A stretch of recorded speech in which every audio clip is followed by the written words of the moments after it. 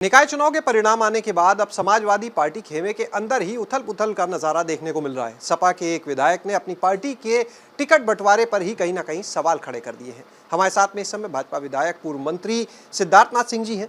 Sir, Amitabh Vajpayee ji, जिनकी पत्नी कानपुर से चुनाव लड़ी, उन्होंने एक वीडियो जारी किया है और ये कहा कि हम तो चुनाव लड़ना ही नहीं चाहते थे, हमारी पत्नी भी नहीं लड़ना चाहती थी, राष्ट्रीय अध्यक्ष ने कहा तो हम लड़ गए, वरना कानपुर के समीकरण हम भी जानते हैं कि वहाँ पर लोग कहते हैं कमल के सिंबल पे मिलता है।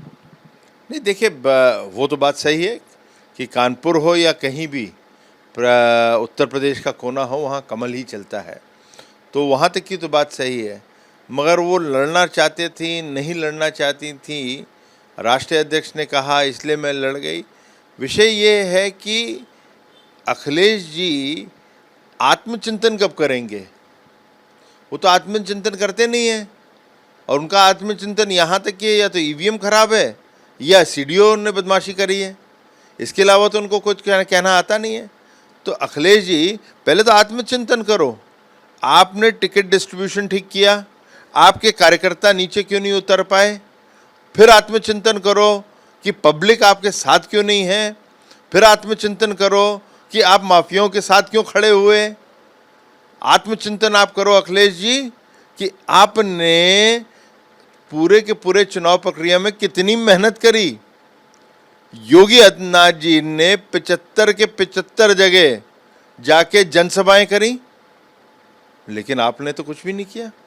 तो ये सब चीज़ें जरा आपको चिंता करनी चाहिए, और जब चिंता करोगे, आत्मचिंतन करोगे, तो आपको उसके उत्तर मिलेंगे। ये अखिलेश जी को एक बिन मांगी सुझाव भी है मेरा।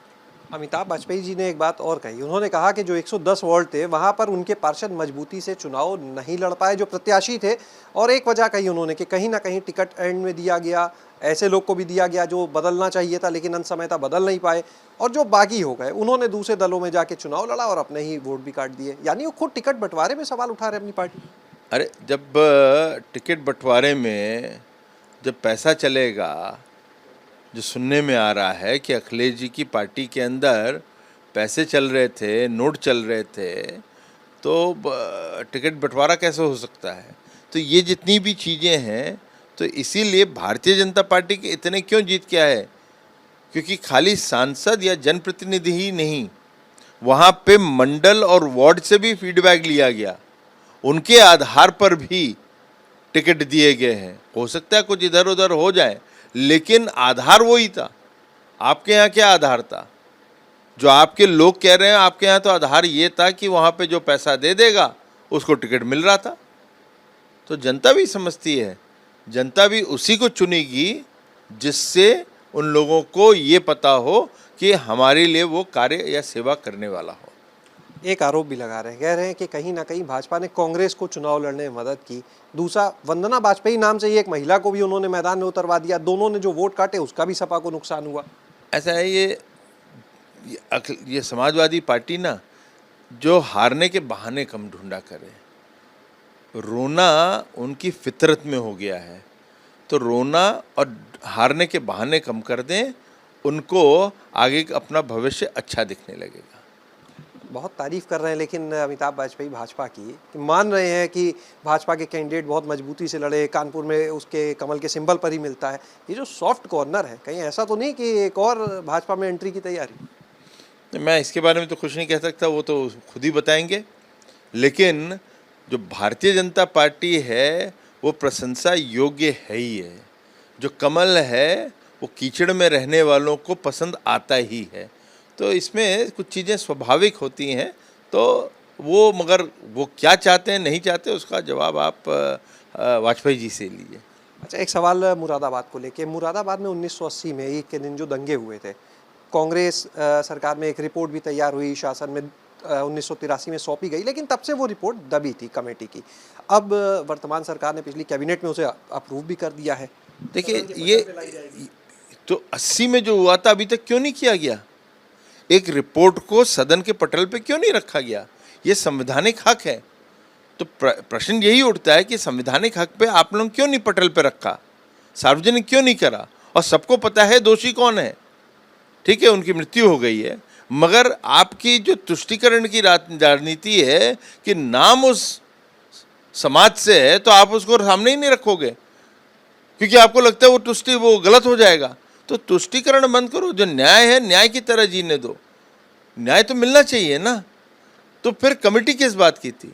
तो इसलिए उसको रखा जाएगा, लेकिन जब रखा जाएगा तो प्रश्न भी पूछे जाएंगे और समाजवादी पार्टी और बीएसपी को जवाब भी देना होगा। सपा सांसद एसटी हसन जो हैं वो आमतौर पर तो आप लोग के खिलाफ काफ़ी कड़वा बोलते हैं। इस रिपोर्ट का जब जिक्र आया, कैबिनेट से पास हुई, तब भी उन्होंने विरोध किया, लेकिन अब वो बोल रहे हैं कि एक अच्छा कदम है। नहीं, जब अच्छा कदम उठाएंगे तो दूसरे भी अच्छा कदम बोलेंगे। कब तक कि ना करोगे, कभी तो हाँ करोगे। तो हम अच्छा ही काम करते हैं, इसलिए दूसरे मजबूर होते हैं उसमें ना करते हुए हाँ करने की। एक आखिरी सवाल, लखनऊ के परिप्रेक्ष्य में हम ये सवाल कर रहे हैं, 110 वार्ड है, यहाँ के जो नतीजे आए, 80 सीटें भाजपा जीती और अब जो नगर निगम की कार्यकारिणी बनेगी, सपा सिर्फ 2 सीट तक सिमट जाएगी, कांग्रेस के पास एक भी कार्यकारिणी में सीट नहीं रहेगी। तो जाहिर है जो भी फैसला होगा कार्यकारिणी में बहुमत से भाजपा वैसे ही कोई भी प्रस्ताव लाए पास हो जाएगा। तो किस तरह से आप इसे देखते हैं, सपा की सीटें कम होना, कांग्रेस को फिर कार्यकारिणी में जगह ना मिलना? ये तो जनादेश का जो है वो सम्मान है ना। जो जनादेश मिला है उन्होंने बिठाया है, और उन्होंने बिठाया है तो उसके जनादेश का हम सम्मान करेंगे।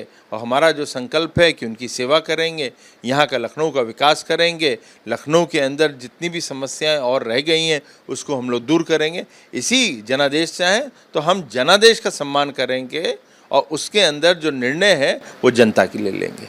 बहुत बहुत शुक्रिया बात करने के लिए। तो ये थे हमारे साथ में डॉक्टर सिद्धार्थनाथ सिंह। कैमरा सहयोगी प्रमोद के साथ शैलेश अरोरा, एबीपी गंगा, लखनऊ।